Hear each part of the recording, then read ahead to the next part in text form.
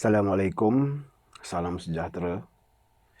Baik, video kali ini saya akan menerangkan tentang perdagangan antarabangsa, iaitu bab yang terakhir sekali dalam penggal 3 ini, iaitu perdagangan antarabangsa. Kita ringkaskan sebutan dia sebagai PAB, PAB. Baik, cuba kita lihat apa itu yang dimaksudkan dengan perdagangan antarabangsa ataupun PAB ini. Perdagangan antarabangsa ialah proses pertukaran, pertukaran ataupun jual beli barangan dan perkhidmatan antara dua buah negara atau lebih yang melewati batas sempadan negara dan politik. Okey. So batas sempadan negara, bukan sempadan negeri, sempadan negara. So kalau berlaku perdagangan antara Selangor dengan Pahang, itu bukan perdagangan antarabangsa lah. Perdagangan antarabangsa mesti melangkaui sempadan negara, dan politik. Perdagangan antarabangsa juga boleh ditarifkan sebagai pertukaran barang-barang dan perkhidmatan antara negara-negara berlainan melalui kegiatan import dan ekspor, melalui kegiatan import dan ekspor.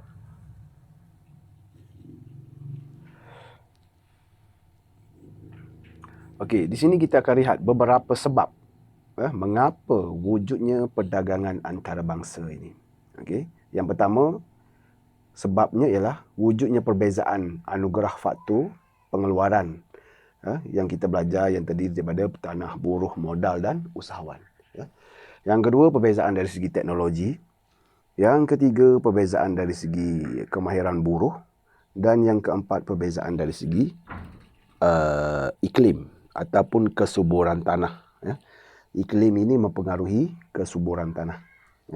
So, perbezaan yang wujud ini menyebabkan wujudnya perdagangan antarabangsa. Okey, kita lihat satu persatu.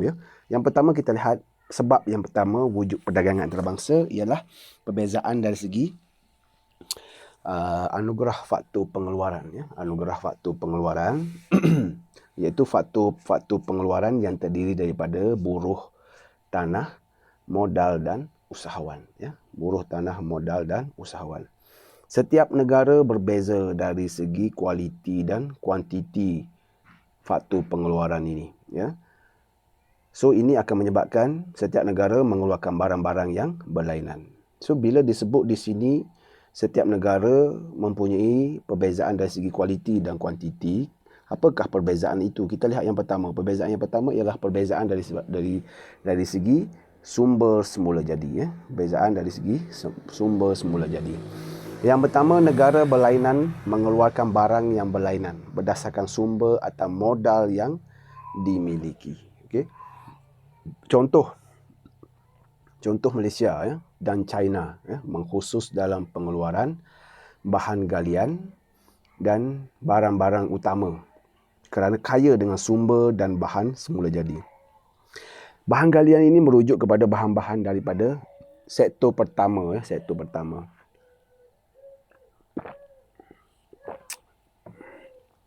Sektor pertama yang melibatkan aktiviti pengeluaran daripada alam semula jadi seperti pembalakan, perikanan, perlombongan dan sebagainya.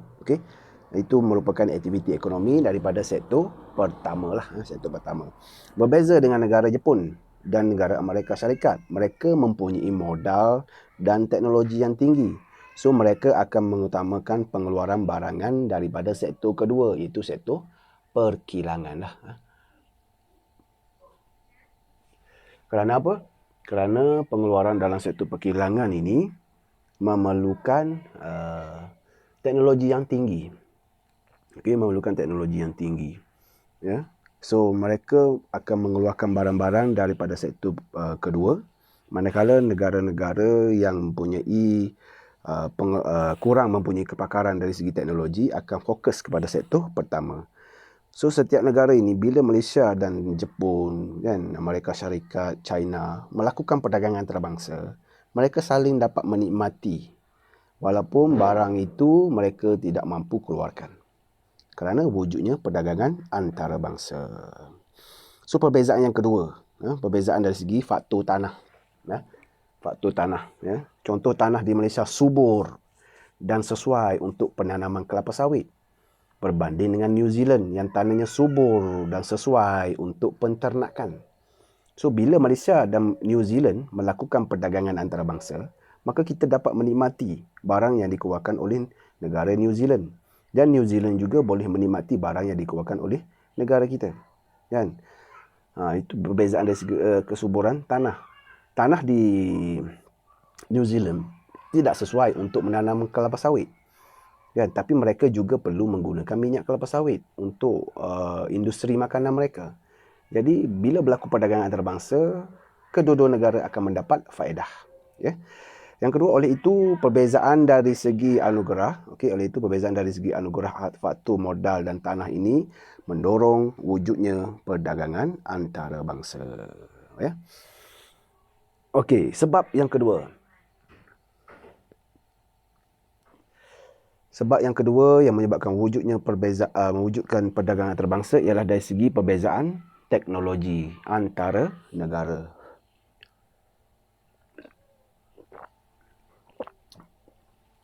Negara yang kaya dengan sumber modal, negara yang kaya dengan sumber modal dan tingkat pengetahuan teknologi tinggi, negara yang kaya dengan sumber modal dan tingkat pengetahuan teknologi tinggi akan mengkhusus dalam pengeluaran barang-barang berintensifkan modal, berintensifkan teknologi lah. Modal-modal ni sebenarnya memerlukan teknologi. Modal-modal ini sebenarnya penggunaan teknologi. Sebab teknologi yang canggih memerlukan modal yang banyak, seperti mesin, jentera-jentera berat, dan barang-barang perkilangan. So mereka mampu mengeluarkan barangan yang berkualiti dan mencukupi, malah mampu mengeksport keluarannya ke negara lain lah. Sebaliknya, kalau negara-negara yang kurang dari segi teknologi canggih, kurang dari segi pengetahuan teknologi, mereka akan fokus pada sektor pertama yang kurang melibatkan penggunaan teknologi, bagi negara-negara miskin dan teknologi rendah lah. Yang ketiga, faktor yang menyebabkan wujudnya perdagangan antarabangsa, faktor yang ketiga ialah perbezaan dari segi kemahiran buruh. Perbezaan dari segi kemahiran buruh. Setiap negara mempunyai kemahiran buruh yang berbeza. Misalnya Jepun, rakyatnya mahir dalam sektor perkilangan, akan mengkhusus ini, konsep pengkhususan ini kamu kena fokus betul-betul. Tajuk konsep pengkhususan ini sangat penting, dalam bidang perindustrian barang elektronik. Manakala Thailand rakyatnya mahir dalam sektor pertanian, akan mengkhusus dalam bidang pertanian padi, kan? Rakyat Jepun juga perlu makan nasi, kan? Ada juga yang makan nasi, tapi mereka tak mengkhusus dalam pengeluaran padi, kan? Begitu juga dengan Thailand. Thailand juga memerlukan teknologi, barang-barang elektronik dalam pengeluaran padi mereka. So bila berlaku perdagangan antarabangsa antara Thailand dengan Jepun ini, maka kedua-dua negara ini saling dapat memenuhi kekurangan masing-masing. Itu faedah daripada perdagangan antarabangsa. Tapi itu adalah sebab perbezaan dari sebab wujudnya perdagangan antarabangsa yang berpunca daripada perbezaan kemahiran buruh. Yang keempat adalah perbezaan dari segi iklim. Perbezaan dari segi iklim, kedudukan geografi negara yang berhampiran atau negara yang berada pada garisan khatulistiwa seperti Malaysia dan Thailand yang mengalami musim panas dan lambat sepanjang tahun, sesuai untuk tanaman seperti getah, kelapa sawit, koko dan buah-buahan tropika, kan, seperti buah durian, kan. Sekarang kan musim durian, dan berbeza dengan negara-negara yang berada di garisan jadi ataupun sartan yang mengalami iklim sejuk seperti Australia, Amerika Syarikat. Dan ia sesuai untuk penanaman gandum, barley, oat dan buah-buahan seperti apple, strawberry dan anggur. Tapi kita tetap boleh menikmati buah apple, masih dapat menikmati buah-buahan strawberry, anggur, kan. Kenapa? Sebab kita melakukan perdagangan antarabangsa dengan negara-negara ini. Ya. So perbezaan dari segi iklim ini telah mewujudkan perdagangan antarabangsa, kerana kita perlu juga menikmati barang-barang yang dikeluarkan oleh mereka yang tidak dapat dikeluarkan sendiri kerana faktor iklim yang tidak sesuai di negara kita. Faktor iklim yang tidak sesuai di negara kita. Dan ini adalah beberapa faedah, daripada perdagangan antarabangsa. Perdagangan antarabangsa ini confirm sudah pasti mempunyai faedah. Kalau perdagangan antarabangsa itu menyebabkan kerugian sama ada satu negara ataupun kedua-dua buah negara, perdagangan antarabangsa tidak boleh dilaksanakan. Tapi sudah pasti akan ada faedah daripada perdagangan antarabangsa ini. Yang pertama, mendapatkan barang dari negara lain. Yang kedua, mempelbagaikan barangan dan meluaskan pasaran. Dan yang ketiga, kebaikan pengkhususan. Yang ketiga ini sangat penting, ya. Tolong bagi perhatian. Ya. Kebaikan pengkhususan. Ya. Pengkhususan ini maksud dia apa? Kalau kamu mengambil mata pelajaran pengurusan perniagaan, akan ada satu topik yang fokus kepada pengkhususan ataupun dikenali juga sebagai specialization. Ya. Pengkhususan ini bermaksud kita fokus dalam satu-satu bidang, kan? Fokus kepada satu-satu bidang. Misalnya dalam pengeluaran sebuah kereta, ada bahagian yang fokus kepada mengecat badan kereta, satu bahagian lagi membuat enjin, kan? Satu bahagian lagi memasang tayar, satu bahagian lagi membuat bodi kereta, kan? So setiap bahagian ini saling memerlukan. Okay? Setiap bahagian ini saling memerlukan. So apabila kamu berada misalnya bahagian membuat enjin, kan? Seorang buruh itu berada di bahagian membuat enjin. So bila dia fokus kepada kegiatan dia secara harian, kan? Sentiasa hari ini datang kerja buat enjin, kan? So bila ini berlaku secara berterusan, kemahiran dia akan meningkat. Itu kebaikan dari segi pengkhususan. Kenapa perdagangan antarabangsa ini ada kaitan dengan pengkhususan? Sebab bila pengkhususan berlaku, firma dapat meningkatkan kecekapan. Bila kecekapan wujud dalam proses pengeluaran, terdapat banyak barang dan perkhidmatan dapat dikeluarkan. Bila berlaku lebihan barang yang dikeluarkan, maka berlebihan barang itu boleh dieksport ke luar negara. Kan, itu adalah kebaikan dari segi pengkhususan. Okay, yang ketiga, perpindahan. Faedah yang diterima daripada aktiviti pemindahan teknologi, perkongsian teknologi, kepakaran. Okay? Ya. So kita lihat satu persatu. Yang pertama, faedahnya ialah memperoleh barang dari negara lain.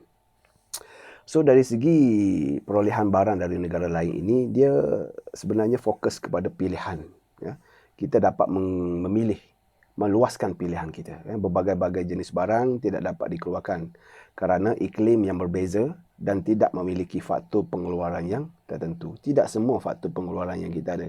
Walaupun kita ada faktor tanah, tapi tanah itu tidak sesuai untuk penanaman buah apple contohnya. Kan? Oleh itu, dengan adanya perdagangan antarabangsa, setiap negara menikmati lebih banyak jenis barang dan mempunyai pilihan yang lebih luas. Pilihan yang lebih luas. Itu adalah keyword penting, ya, iaitu meluaskan pilihan pengguna. Bila kamu mempunyai peluang untuk membuat pilihan, sebenarnya di situ kamu sedang berhadapan dengan keadaan yang memberi faedah kepada kamu sebenarnya. Ya, bila kamu mempunyai pilihan lebih daripada satu. Kalau kamu tidak mempunyai sekiranya kamu tidak mempunyai kelebihan dari segi membuat pilihan, sebenarnya ia bukan merupakan faedah. Itu adalah sesuatu yang negatif lah kalau kita tidak mempunyai pilihan. Dan contoh pengeluaran tenaga elektrik di negara kita, di Semenanjung Malaysia, tenaga nasional berhad, kan? Kita tidak ada pilihan. Kita mesti melanggan daripada tenaga nasional berhad. Kita tak ada pilihan. Kalau kita tak ada pilihan, maka ia sebenarnya tidak bagus untuk kita sebagai pengguna. Kan? So bila kita tak ada pilihan, kita terpaksa bayar harga yang mereka tetapkan. Kita tak boleh berpindah kepada firma lain kerana kita tidak ada pilihan. So, sebenarnya pilihan yang lebih luas ini merupakan satu bentuk kebaikan kepada kita sebagai pengguna. Ya. Yang seterusnya ialah setiap negara terpaksa mengkhusus dalam pengeluaran barang tertentu dan menjalankan perdagangan antarabangsa untuk memperoleh barang-barang lain. Kan? Ini menyebabkan contohnya Amerika Syarikat. Kan? Contoh mereka mengimport getah daripada Asia Tenggara dan ekspor kapal terbang, kapal selam dan mesin-mesin ke Asia Tenggara. Kan? So, kenapa? Sebab Amerika Syarikat dia mengkhusus dalam pengeluaran yang berteknologi tinggi. Kan? So, bila dia mengkhusus dalam pengeluaran berteknologi tinggi, lama-kelamaan mereka mempunyai kepakaran dalam bidang tersebut. Kan? So, bila mereka mempunyai kepakaran dan kecekapan dalam pengeluaran barangan tersebut, mereka akan boleh keluarkan dengan banyak, so boleh ekspor ke negara Asia Tenggara. Begitu juga dengan Asia Tenggara. Kan? Asia Tenggara mempunyai kepakaran dalam pengeluaran getah asli misalnya. Amerika Syarikat juga perlu menggunakan getah dalam pengeluaran barang-barang mereka. So, mereka akan mengimport dari negara Asia Tenggara untuk digunakan dalam proses pengeluaran kapal terbang, kapal selam dan mesin-mesin mereka. So, itu adalah faedah daripada perdagangan antarabangsa. Kan? Faedah yang kedua dalam proses pengeluaran dalam perdagangan antarabangsa. Faedah yang kedua ialah mempelbagaikan barangan dan meluaskan pasaran. Meluaskan pasaran inilah faedah yang akan diterima oleh firma-firma tempatan. Bila mereka mengeluarkan barang dan boleh dijual ke luar negara. So, market mereka lebih luas. Market mereka lebih luas dan mendorong mereka untuk mengeluarkan barang secara besar-besaran. Pasaran antarabangsa lebih besar daripada pasaran dalam negara. Dan pelbagai barangan dari luar negara berada di dalam pasaran tempatan. Sekarang kita lihat, kan, jika barangan itu dikeluarkan untuk pasaran tempatan sahaja, maka firma tidak berkeupayaan menikmati ekonomi bidangan dan ia memerlukan kos seunit yang tinggi. Kenapa? Ekonomi bidangan merujuk kepada proses aktiviti pengeluaran secara besar-besaran sehingga menyebabkan kos purata ataupun kos seunit menjadi semakin turun. Sebab kos purata sama dengan total cost bahagi dengan kuantiti keluaran. So, semakin banyak kuantiti keluaran, semakin rendah kos purata itu. Kan? Jika barangan dipasarkan dalam negara, dalam dan luar negara, firma akan membesarkan lagi operasi mereka. Dan ini akan membolehkan mereka menikmati ekonomi bidangan. Kesannya kos seunit turun ataupun kos purata turun dan harga keluaran lebih rendah dan tingkat kebajikan masyarakat juga akan meningkat. Okey, itu maksud dia. Ya, bila kos seunit ataupun kos purata turun, harga yang firma boleh menjual pada harga yang lebih murah. So, bila boleh mengeluarkan pada harga yang lebih murah, dia akan memberi beberapa faedah. Yang pertama, meningkatkan kebajikan masyarakat. Yang kedua, bila harga itu lebih murah, barang keluaran firma tersebut boleh bersaing dengan barang keluaran firma lain dari segi harga. Kan? Ada juga harga ni very important. Ya. Ada kebanyakan pembeli ni, dia akan fokus kepada barang yang harganya lebih murah. Dan jika kualiti itu tidak mempunyai perbezaan yang sangat ketara, mereka akan